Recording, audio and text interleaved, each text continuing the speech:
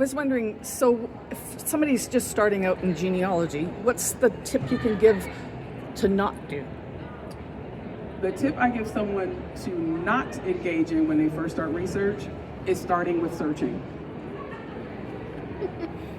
Okay. I'll say that again. When someone is just beginning, Yeah. I tell them don't search first. You are ignoring the repository that is your home and the homes of your relatives, and you're also ignoring the oral history of living people when you go online to search first. You need to start the process of gathering with them The information and in from your household, family. because there may be information that is going to validate stuff you find in online records. Absolutely. So that's the first thing I tell people to do is don't just go online and go all willy-nilly. All of us have a set of Collecting sisters people. Right. And all of us have a set of siblings named Mary and Martha for multiple generations. And if you aren't clear on who those people are because you have the conversations and you document it first as opposed to searching, you're going to get confused and you're going to tap out early. So the other thing is many of us wish we could have interviewed people in our families, and we didn't do that because we rushed to search online first, and now we can't interview those people anymore. So when you start the process with that beginning, you have a much firmer foundation. So that's what I would tell people not to do. When That's they what first begin. I interviewed my great-grandmother. And yeah, so it's important. Thank you. So do you have a recent discovery that was just like a oh wow moment?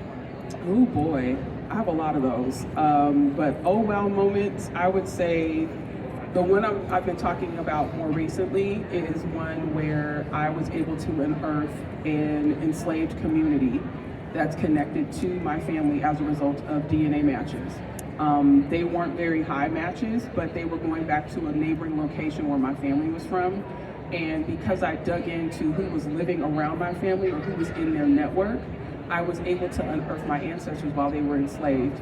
And I've traced over 9,000 people to an initial enslaved population of 250 in Louisiana and Mississippi as a result of just DNA matches. The connection going back to one of the trustees of Amherst College, which is in the north. Our ancestor slaveholder was a founder of that school.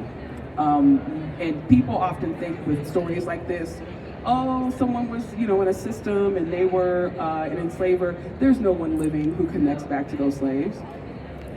That's not true because you're looking at one. Yeah. So many of the elders in this population were born before the founding of the United States. They're not on a U.S. census as a person, but they're enslaved people documented more than 15 times before they die.